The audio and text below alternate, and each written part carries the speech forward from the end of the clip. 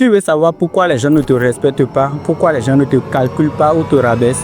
Alors dans cette vidéo, nous allons voir les erreurs qui t'empêchent d'être respecté et comment tout changer en 7 jours. C'est peut-être pas ta faute, mais c'est ta responsabilité. Je vais te montrer 7 astuces simples à mettre en place pendant 7 jours pour changer tout ça.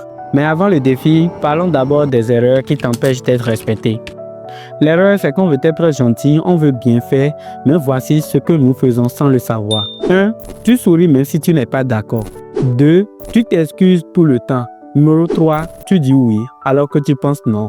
Le numéro 4 que je vais énumérer sur cette liste d'erreurs, c'est que tu baisses les yeux quand on te parle. Moi aussi, en temps, je faisais tout ça. Mais maintenant, moi, j'ai repris confiance en moi. Pas beaucoup d'autres actions, mais les 7 principales que nous allons voir dans cette vidéo. Chaque jour, pendant 7 jours, tu vas faire un petit changement pour inspirer le respect pendant 7 jours. Et je te promets qu'après 7 jours, toi-même, tu vas te sentir respecté par ton entourage. C'est parti.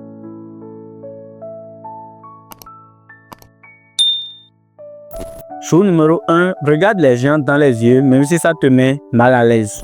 Regarder les gens dans les yeux te permet de t'affirmer.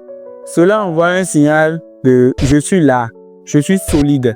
Cela ne veut pas dire de fuir de manière agressive ou de façon bizarre. C'est un signe de confiance en soi quand tu regardes quelqu'un droit dans les yeux et imposes ton existence. Au jour numéro 2 de ce défi, parle plus lentement. Quand tu parles plus vite, tu montres que tu veux vite finir pour ne pas déranger.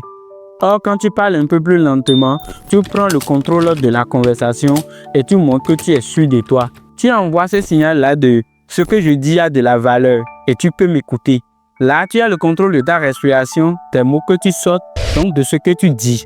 Jour 3, arrête de t'excuser pour tout. Dis merci d'avoir attendu au lieu de désolé du retard. Tu diminues ta propre valeur en disant désolé et tu parais moins sûr de toi. C'est un reflet de soumission sans même que tu ne t'en rendes compte. Donc, arrête ça. Dans la 4e journée de ce défi, dis non à quelqu'un sans te justifier. Pour être plus gentil, à chaque fois quand nous disons non, on cherche à se justifier. Or, tu n'as pas besoin de t'expliquer. Quelqu'un te demande un service qui ne te plaît pas. Tu lui dis non sans te justifier. Dans la 4e journée de ce défi, quand tu dis non sans te justifier, cela t'aide à augmenter ta confiance en soi. Et plus tu as confiance en toi, plus tu inspires le respect. Donc c'est important de dire non sans se justifier. Chose 5. Marche le dos droit, la tête haute. Ton corps parle avant ta bouche. Ce n'est pas juste une question de posture physique, mais c'est un langage silencieux qui parle même avant que tu n'ouvres ta bouche. Tu envoies un signal de force et les gens perçoivent ça comme un signe de leadership naturel. 6e journée, pose une limite.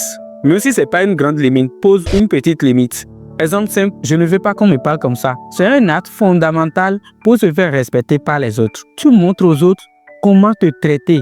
Si tu ne dis jamais stop, tu envoies inconsciemment ce message-là de « je suis OK avec tout, tu peux me parler ou me traiter comme tu veux ».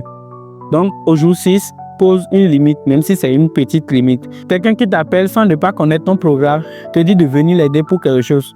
Dis-lui non, simplement. Même si tu n'as rien à faire, dis-lui non, simplement. Ça, c'est que tu as posé une petite limite. Jour numéro 7, prends la parole en premier dans une discussion ou dans un groupe. Prends la parole en premier. On te remarque même si tu dis quelque chose de simple. C'est un petit geste, mais un gros message. C'est une manière subtile et puissante de s'imposer avec respect. Tu montres de l'assurance quand tu prends la parole en premier. Et dans notre tête, celui qui commence en premier est perçu comme un leader. Alors, on est déjà à la fin. Ce défi n'est pas juste pour YouTube, c'est pour toi. Pour que tu reprennes ta place, ton respect, ta valeur.